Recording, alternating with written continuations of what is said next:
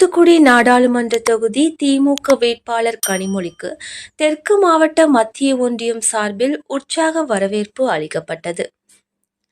திமுக துணை பொதுச் செயலாளரும் தூத்துக்குடி நாடாளுமன்ற தொகுதி திமுக வேட்பாளருமான கனிமொழி சென்னையில் இருந்து விமானம் மூலம் நேற்று தூத்துக்குடி வாகைக்குளம் விமான நிலையம் வந்தார். அவருக்கு தூத்துக்குடி திமுக தெற்கு மாவட்ட மத்திய ஒன்றியம் சார்பில் ஒன்றிய செயலாளர் KKR ஜெயக்கொடி தலைமையில் திமுக தொண்டர்கள் உற்சாக வரவேற்பு அளித்தனர்.